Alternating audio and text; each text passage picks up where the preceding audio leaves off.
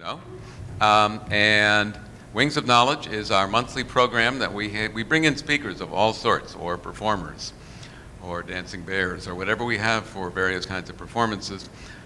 This is a very special performance today. We're bringing in Harvard Sitkoff. Harvard, I may be updating myself. Harvard first came to UNH, I believe, in my second year as a graduate student, and we're not sure how long that was. We'll leave that one alone. It was a while ago. Harvard is exceptionally well known for two things. One, he's a 20th century historian. He's been involved in a number of publications, some of which I've used in my classes. He edited, for instance, Perspectives in Modern America, Making Sense of the 20th Century. I'm not sure what we're going to do with the 21st century. He also co-edited something which I used in one of my courses, History of Our Time, a series of essays dealing with post-war America. So he's a 20th century historian, but he is best probably known in the scholarly world for civil rights. He's done a number of interesting publications in civil rights. He did a New Deal for Blacks, which was actually published shortly after he got to UNH, as I recall. Toward Freedom, a series of his essays actually comes out, The Long Struggle for Racial Equality in America. The Struggle for Black Equality is in another edition right now. I've used that in a class I did on contemporary American history, and it is a standard text for the subject. And more apropos for what we're doing tonight, he has written King, Pilgrimage to the Mountaintop. This has been referred to by at least one eminent reviewer as the best brief biography of Martin Luther King Jr. And so we have a real live expert here who's going to tell us all about this, one who even managed to participate and had some firsthand knowledge in the civil rights movement, which goes back a ways. Some of us remembered it very well. Harvard remembers it well and has written about it for all of his life. So without any more from me, I'll turn this over to Harvard Sitkoff. I have a sign-up sheet here which we'll pass around. Please sign up. We'd love to know who's here and what your affiliation is. Thank you, Stu, for that very nice introduction, and thank you all for coming out on a cold night here in February. If elected, I promise to. Well, I don't know. I may be the only one speaking tonight who's not running for office, but I'll try. I'll do my best. Okay. Can you hear me okay up in the? Good. For the most part, December 1st, 1955, passed like most days in Montgomery, Alabama, the so-called cradle of the Confederacy. Mrs. Rosa Parks, a middle-aged black woman, was seated on a bus, heading home after a long work day. She was tired. A shopping bag of groceries rested on her lap. When additional white passengers boarded the bus, filling all the seats in the white section, the bus driver turned around. "Niggers, move back," he bellowed, ordering the blacks to give up their seats to any standing white passengers. This was prescribed by both local and state law. 2 African American passengers got up from their seats to stand at the back of the crowded bus. Rosa Parks stayed seated. The driver stopped the bus, walked back, towering over Parks. "I said to move back, you hear?" Parks continued to look out the window, not even acknowledging the driver's presence. He repeated his order. Parks stared into the darkness. The driver had Rosa Parks removed from the bus and arrested. This was not a particularly unusual occurrence in post-war Alabama. In fact, it had happened with increasing frequency in recent years. But this time, One woman's insistence on sitting with dignity would be a historic moment, a courageous act of defiance that challenged an entire structure of racial inequality and racial injustice. It was the spark that ignited a boycott and a watershed in the struggle against white domination, a centuries-long struggle that had been going on since the first enslaved Africans ran away or engaged in hidden or open forms of resistance. To understand what Parks did, and subsequently what Martin Luther King Jr. and 50,000 Black Montgomeryans did, you have to remember what they were up against. For most Southerners in the 1950s, a racially segregated society seemed the natural order. With the end of Reconstruction, Southern whites, using the tools of intimidation, terror, violence, and fraud, reestablished white supremacy in all facets of life. To ensure white domination, they enacted disfranchisement legislation, taking the vote away from African Americans. They enacted Jim Crow laws. These required the separation of the races on streetcars and trains and in schools, parks, public buildings, restaurants, prisons, hospitals, theaters, even cemeteries. Signs saying whites only or colored appeared on drinking fountains, restrooms, elevators, waiting rooms. These laws cruelly affronted the dignity of African Americans. They were an incessant admonition that blacks were unfit to associate with whites on any basis that implied equality. And yet, the Supreme Court of the United States upheld these Jim Crow laws for more than half a century. Like apartheid South Africa, the American South remained two racially separate and unabashedly unequal societies. An elaborate, legally based caste system kept blacks powerless. It relegated most African Americans to the very bottom of the social and economic ladder.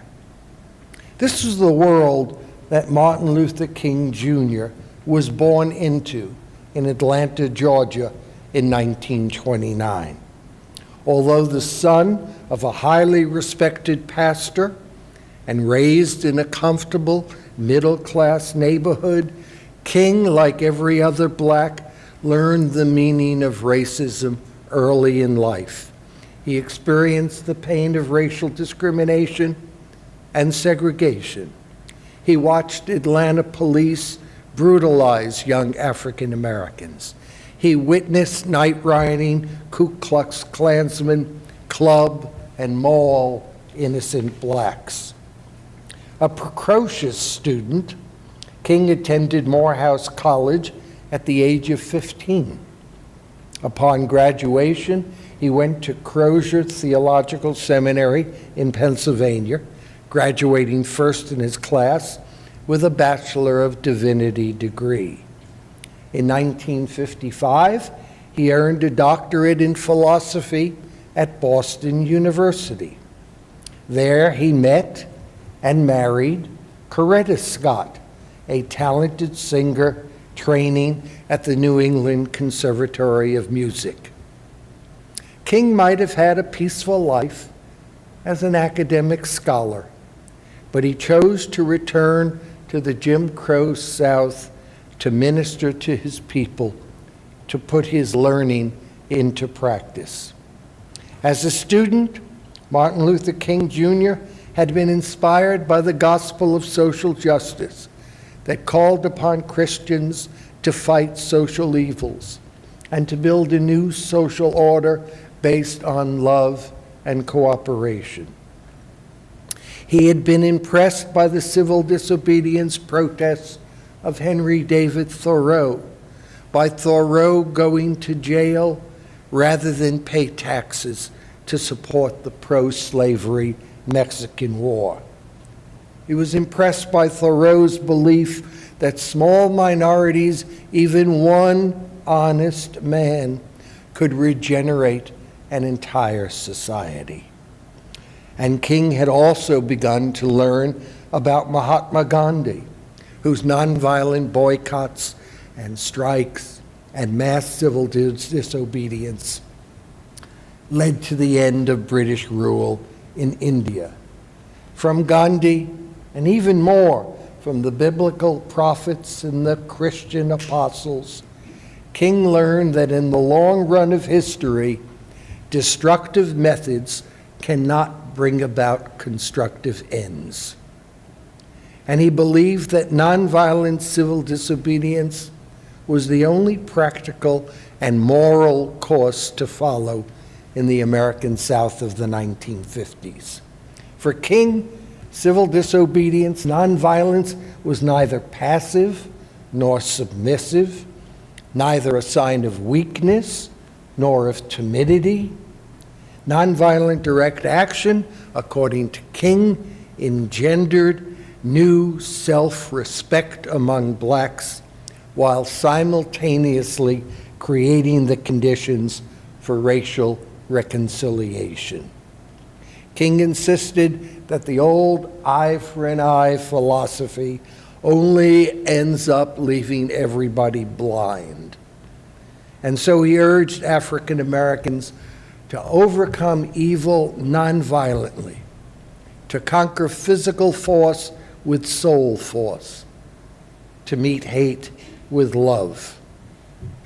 Hastily formed to lead a boycott of the segregated buses in Montgomery to protest the arrest of Rosa Parks, the then 26-year-old pastor had only a half hour to prepare a speech for its first mass meeting.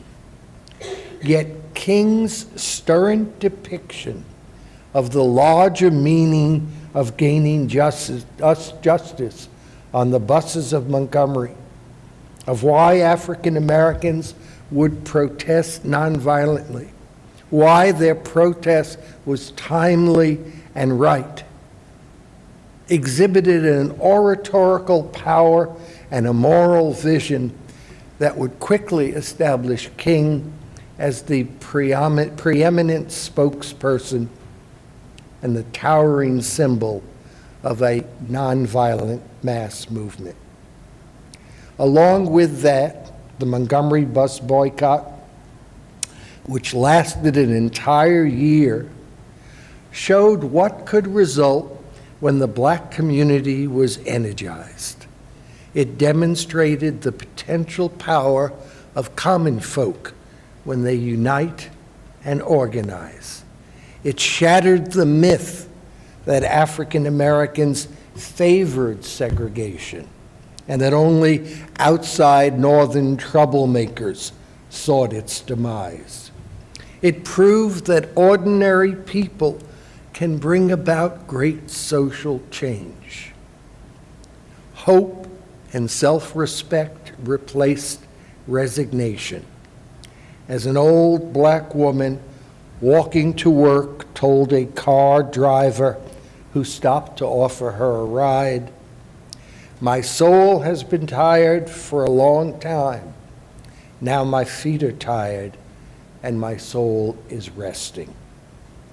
Or as a black janitor in Montgomery put it, "We got our heads up now and we won't ever bow down again, no sir, except before God." This was the meaning of Montgomery. This was the meaning, indeed, of the entire civil rights struggle. It was a struggle for legal rights, absolutely, absolutely, but also a struggle for something at once less tangible and more fundamental, a struggle for human dignity, for one's pride as a free human being. King had only 12 more years to live, a very short time in the lives of men. But King would do so very much in those few years. After Montgomery, he organized the Southern Christian Leadership Conference, a coalition of black clergymen that played key roles in some of the most important black struggles for first-class citizenship in the 1960s. Its campaign in Birmingham unleashed the most massive and militant surge of black nonviolent direct action protest ever to shock and shake the United States. As King wrote, the once quiet sobbing of an oppressed people that had been unheard by millions of white Americans became a shout and then a roar, and for months no American, white or Negro, was insulated or unaware. The 1963 drive for freedom now, culminating in the March on Washington, resulted in the Civil Rights Act of 1964, which forbade discrimination in hiring and in all federally funded programs and in public facilities such as hotels, restaurants, and theaters. And then King's campaign in Selma for the right to vote brought about the Voting Rights Act of 1965, which swept away most of the ruses and the devices that had long been used in the South to exclude black voters and to deny African Americans their fair share of political power. These laws did not end all racism. No laws could, but they were giant steps toward ending racism's institutional and legal basis. By adhering to a strategy of nonviolent direct action, King and the movement spotlighted the ugly brutality of their opponents, forcing the majority of white Americans to recall from their previous indifference or hostility to equal rights for African Americans. And the result was a new national consensus favoring an end to racial discrimination. That prompted the federal government, for the first time, to identify itself with the goals of the black struggle for civil rights. This is a glorious chapter in American history, a glorious chapter, I think, in world history, and there have been thousands and thousands of pages written about it, a few that I've added to that total, but there's no way that I can tonight accurately or adequately relate that whole story to you in a short time. I would simply say no social movement in the United States had ever accomplished as much in less than a decade. No African American had ever been so lauded and lionized as King. But it was never King alone. It was King and the movement here. And I think, we also have to be honest in talking about Martin Luther King and most leaders. He was not a saint. I think it is important that we historians should never skip over our subjects' complexities and their failings. King was an imperfect man with many of the failings and weaknesses of all of us mere mortals. He could have been a better husband. He could have been a better father. He could have been a more honest scholar. He was hardly infallible. He was frequently indecisive. There are those like me who I think he compromised too much, too often. He was often aloof from the masses that he led. He spent far less time in jail than many who struggled alongside of him. And this deeply flawed hero failed more than he succeeded. He failed in his campaign in Albany, Georgia. He failed in St. Augustine, Florida. He failed in Chicago, Illinois, among other failures. Yet, in his effectiveness and accomplishments, King remains unlike any other African American leader. In no small part, that is because he was both a parent and an offspring of the civil rights movement. He simultaneously nurtured and drew sustenance from the struggle. He was shaped by, and he shaped, the civil rights movement. King made history, but he was made by history, and this cannot be separated from the movement. It was the interplay between King and the movement, a kind of a dynamic that kept changing both King and the movement.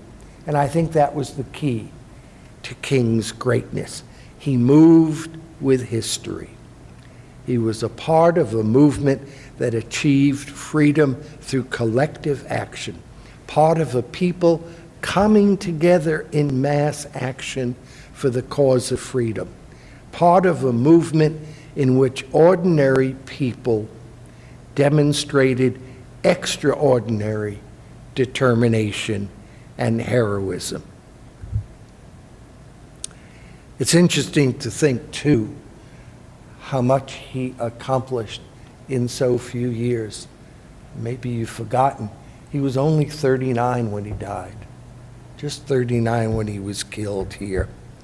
And yet, he was just the right man with the right talents at the right time. I don't think anyone has more eloquently invoked our nation's civic and religious ideals. Perhaps no one was better at pricking the conscience of white Americans. He certainly was charismatic, with remarkable oratorical skills. He moved the conscience of the American majority. He changed the hearts of half the country here. Remember, King began in 1955 by asking merely for more courteous treatment of blacks on the Montgomery buses. All he was asking for initially was that people be seated on a first come, first served basis, not calling for an end to segregation or anything like that. But from there, he went on to struggling for the right to vote, and then for the complete abolition of the Jim Crow system. And he didn't stop there. From there, King went on to campaign for an end to the Vietnam War.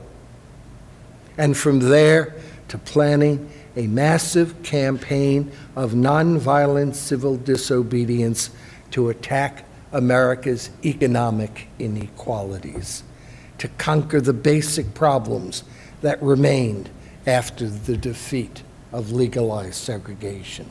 A dozen years after the Montgomery bus boycott, King was seeking to transform American society on behalf of its poorest people, its most dispossessed.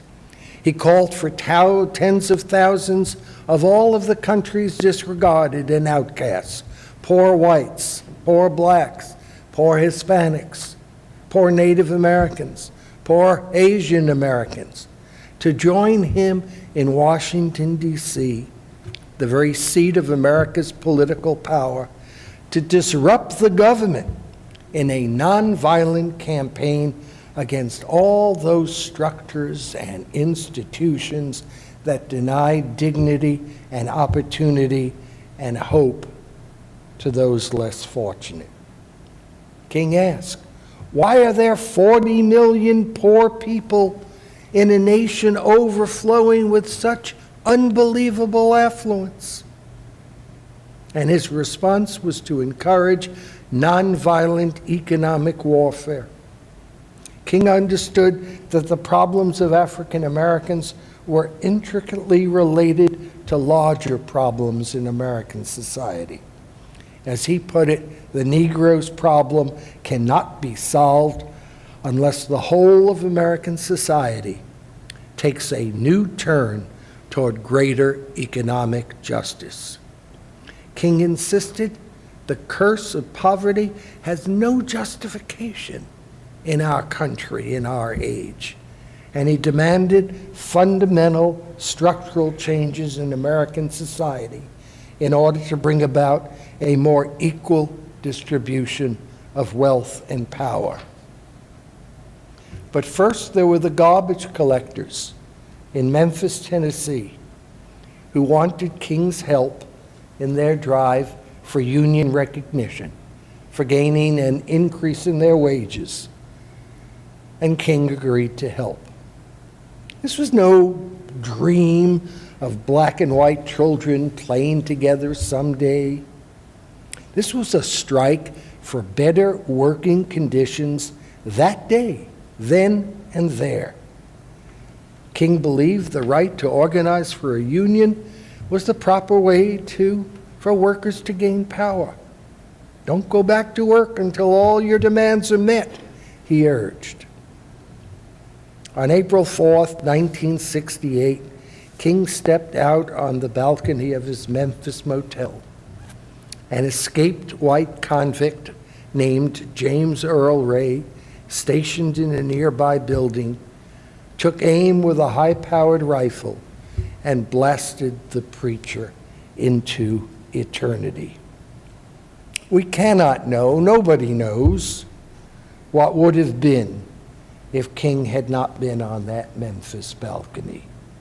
Would he have succeeded to any extent in gaining the structural changes that he sought? Would he have succeeded in gaining the truer racial reconciliation that he sought, the economic changes that he sought, or would his marginalization have continued apace? I mean, we've said it often, and it's just worth, I guess, saying again. Historians cannot predict the future. Historians cannot foretell the future, right? It's hard enough for us to understand the past, and that should be properly what we do here. Dreams of true brotherhood, of a world without poverty or violence, of course, remain just dreams in our own time. And the lessons of King's life, that injustice anywhere is a threat to justice everywhere, that freedom is a constant struggle, remain to be learned.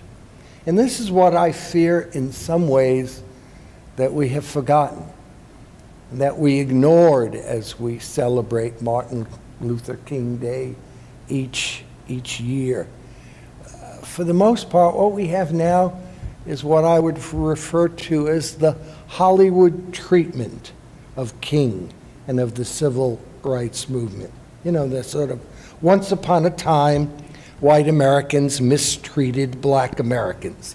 Along comes King, and because of his vision and his goodness, whites see the error of their ways and make the necessary changes to rectify the situation.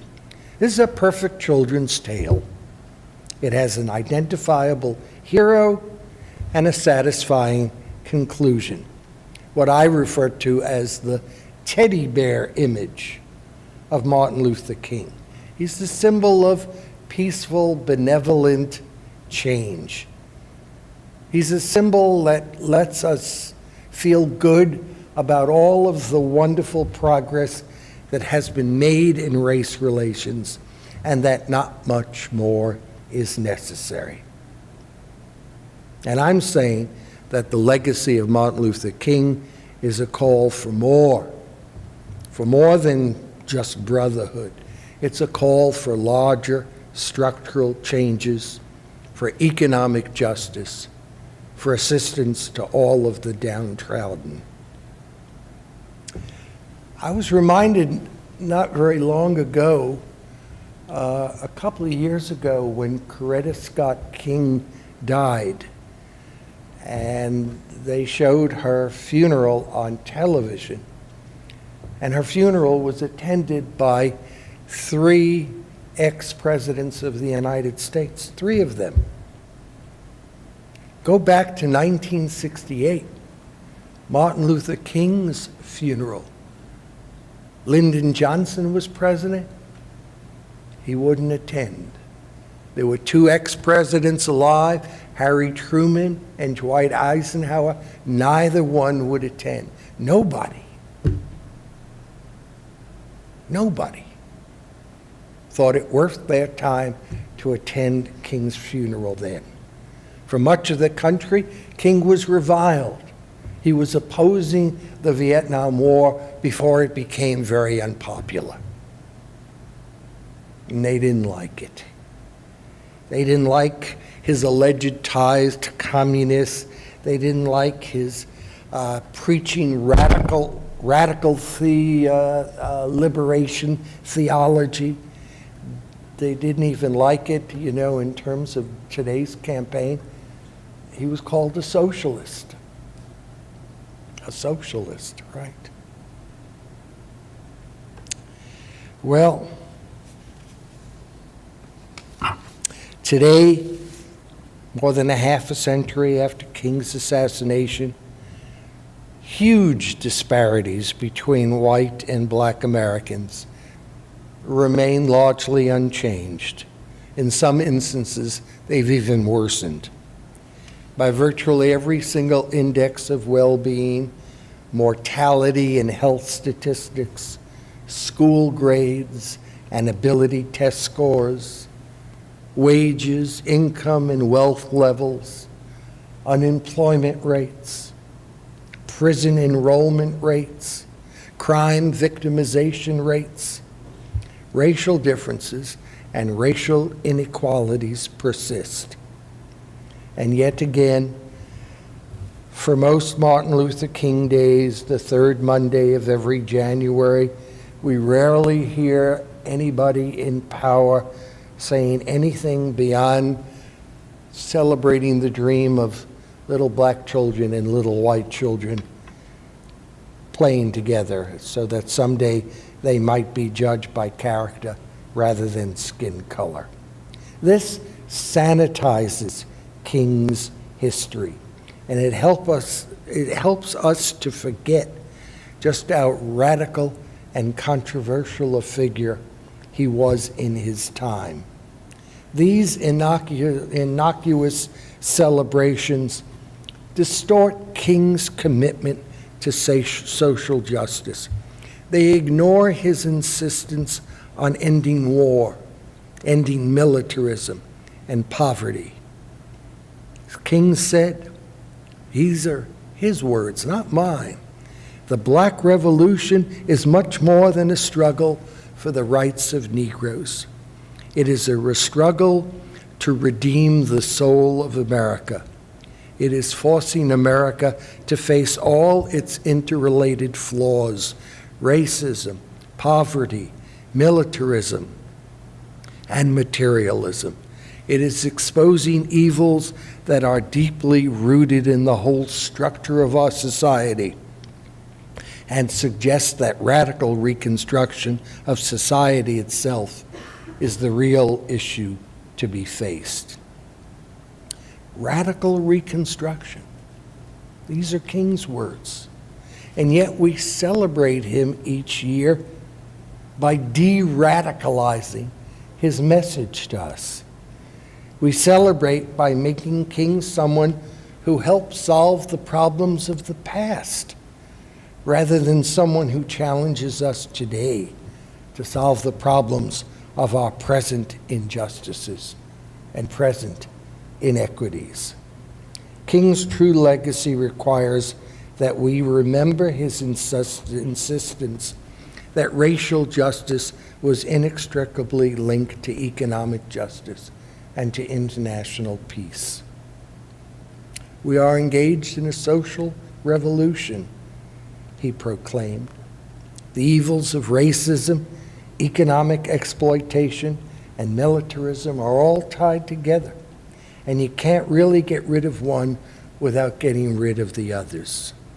This is why he condemned America's war in Vietnam, why he demanded basic structural changes in the architecture of American society, why he insisted that the dream of a just society required a radical redistribution of economic and political power. This, I think, is the dream of King worth remembering. In his words, we must all learn to live together as brothers, or we will all perish together as fools. We are tied together in the single garment of destiny, caught in an inescapable network of mutuality. And whatever affects one directly affects all indirectly. This is King's dream of what we and our nation can and should truly be. So I would say next January, it's too late for this Martin Luther King Day, but next January, let's celebrate King for spending his adult life defying authority and convention. Let's celebrate him for obeying a higher moral authority. Let's celebrate him for giving hope and inspiration for the liberation of people of color on 6 different continents. Let's celebrate him for his inspiration, as well as for the liberation of Hispanics and of Native Americans and of women and of gays and of people with disabilities. Let's celebrate him because he took enormous risks. As the Quakers say, he spoke truth to power. Let's celebrate him as a reminder that we ordinary people can do extraordinary things. And let's celebrate him to remember King's concept of the guilty bystander. We all make history by the causes we support, but much more commonly and unfortunately by the many times we stand aside. Stand aside and do nothing. A bunch of years ago, Carl Wendell Hines, a black poet, wrote a very, very small poem. Now that he is safely dead, let us praise him, build monuments to his glory, sing hosannas to his name. Dead men make such convenient heroes. They cannot rise to challenge the images we would fashion from their lives. And besides, it is easier to build monuments than to make a better world. I thank you.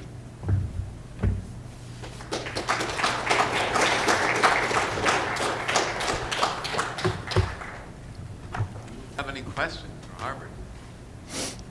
I do. Questions? Any questions? I have one about Michael Harrington. You know, he writes in 1962, The Other American. His message on poverty, of course, was very close to Martin Luther King's. But he didn't get assassinated. And the book came out in 2 more editions, about every 10 years or so. And he kept writing forwards, and he kept writing, nothing's changed. We're still poor. And I sometimes wonder if you know, had he lived, what would have he written as the forward to his, because the poverty persisted. I don't know. I mean, obviously, the politics of this year might be different too if things had changed. And we wouldn't be, at least some of the candidates, or one, wouldn't be talking so much about poverty and inequality and those left behind or had begun in the 1960s or 70s or 80s or 90s or 10 years ago. We live with the same problems. I do have a question about a biographical question. A few years ago, about 3 years ago, Andrew Young came here, not on this stage, but in Concord, and he gave a presentation and he talked a lot about his years working with Martin Luther King. And he made an interesting comment. He said, you know, when we were both in college, you know, we were pretty young, good-looking, smart guys. We dated lots of good-looking women. We had a lot of fun and blah, blah, blah. He said, but that's not quite the way we married. And he said, had we married some of the women we dated in college, you never would have heard of either one of us. And I often wondered if you had a take on that, because obviously they both married very strong women. I can't disagree with that. You know, it's hard to know what might have been if you take something out of the equation. If he hadn't married Coretta Scott, his life would have been different. I think that's probably fairly obvious. But, you know, I can't say how much different it would be. She was not happy with a lot of his civil rights activities in terms of keeping King away from being a father, being a husband who was there in the house when she wanted him to be there, flying around the country giving speeches, flying around the world giving speeches. Was not her idea of an ideal marriage.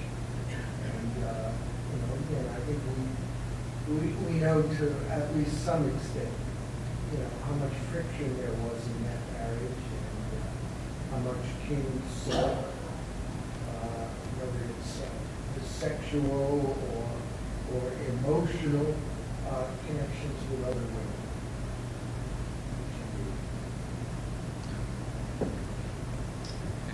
Any other? Yes, sir.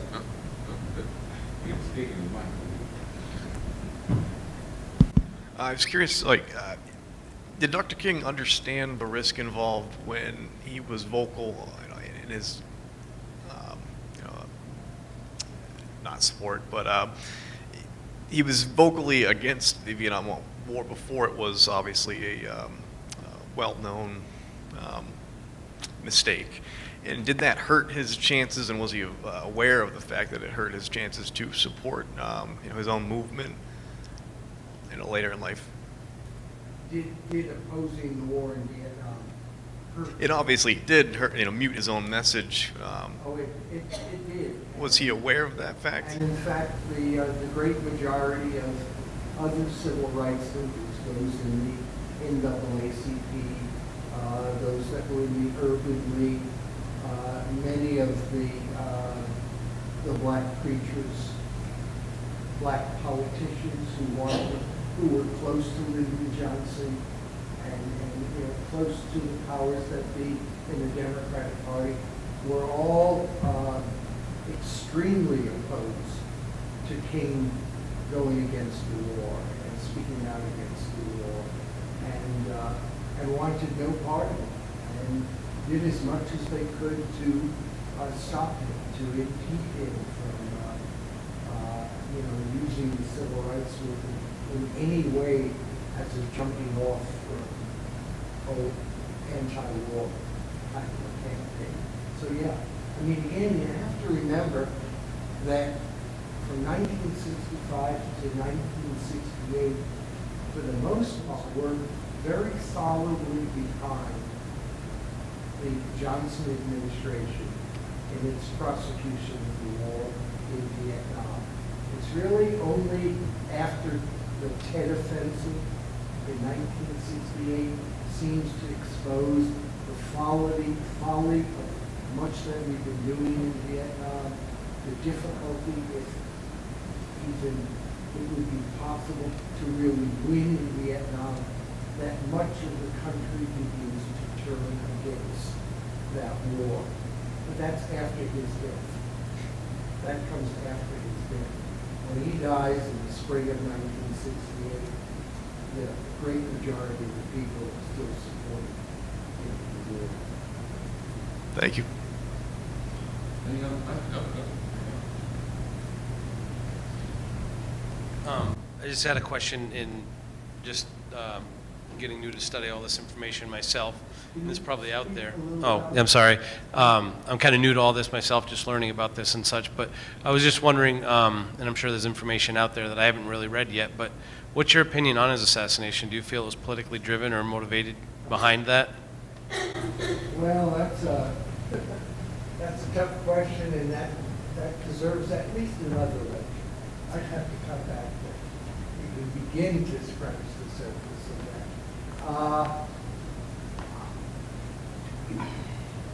Suddenly, during the right, the name of King's assassin. James Earl Ray. James Earl Ray. I don't have any doubt that James Earl Ray pulled the trigger on that rifle that shot King, that killed King. I also don't have any doubt, but don't ask me to prove it, that he did it all by himself. He was a lone assassin. I think there were others who paid him, who helped him in different ways, who helped him get away and avoid the legal authorities for a while. There were a lot of people who were, to say the least, really ticked off at King and saw him as a great enemy. We could start with J. Edgar Hoover, the FBI, and many others in power who really thought he was a threat to this country, a danger to this country. So I think James Earl Ray pulled the trigger, but I don't think he had to do it. Okay, kind of on that, two parts. One, you talked about the sanitized version and about how he became embraced, but like nobody cared when he died, or the right people didn't care. How did that come about? You know, because I mean, I'm only 37, so my whole life has been that whole sanitized version is what I've learned. And two, do you think if he hadn't died, would he still have been a hero? You said a lot of people were mad at him at the time. If he just kept plugging along, would he have been embraced to the extent as if he did when he died? Boy, that's a very tough one to answer, and in some ways I don't like to answer. I don't want to answer, because I don't think my answer would be very pleasing to many people or to myself. He was on the decline when he died, not the incline. He wasn't going up. He wasn't getting more popular. He wasn't gaining greater support. He was losing at that point. What would have happened if, given what we know was going to go on in Vietnam in 1968, and in a way turn the country around, or certainly start to turn the country around? That might have really changed King's fortune.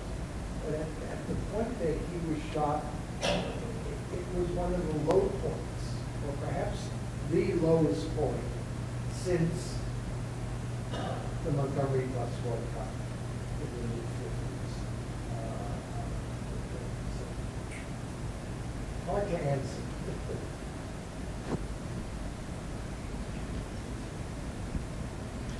Thank you. Where do we go from here? Go out and vote. Great. Make sure you vote. I wish I had a blueprint that I could lay out.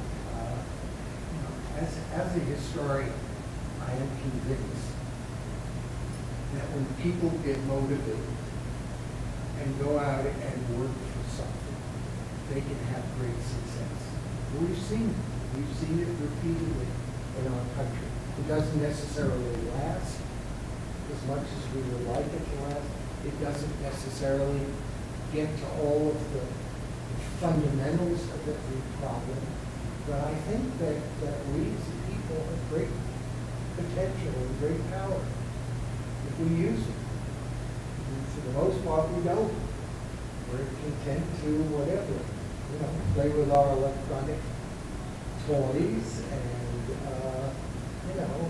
watch television, or, I don't know, the Super Bowl, or whatever it is that amuses us at any given week. But, I think one of the things that history does show, people are always asking, what does history show, or what does history prove?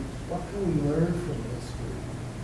And that is that when people are energized and motivated and come together, they can bring about real change. And they have. Time and again in American history, we have seen that. I'm convinced that it could happen again. We're due. We've The rested thing- on somebody else's laurels for too long now. That's true. And it would be scary to think that we have to always have a charismatic person to get us out of our apathy and for us to actually act and share the love and kindness that we could be doing. I quite agree with you. I quite agree. I mean, one of the things that I didn't go into this evening, I think this maybe touched on it in a sentence or two, is we celebrate King. But you really can't talk about King without talking about the youth. Again, he did much to inspire it, to cause it to grow, and he was changed by the youth. He would have been nothing without all those who were ready to go to jail, ready to sit in, ready to stand in, ready to march to Washington, ready to do all those things that we celebrate in our history books now. But he needed that. He inspired it, and it inspired me. Thank you so much. Thank you. Good questions. Somebody asked of the great black abolitionist Frederick Douglass about, how you should live your life, and he sort of was probably with his booming voice said, agitate, agitate, agitate. And so maybe we need agitators, and so don't be complacent in history. Thank you very much for being here. If you haven't signed the sheet, please sign up here so we know who all's been here. Thank you, Harvard. This has been a lot of fun. And there are refreshments out there. Some of you have already found them, I think, but that's okay. The refreshments are there courtesy of, among others, the Campus Activity Board and the Student Senate. Thank you for being here.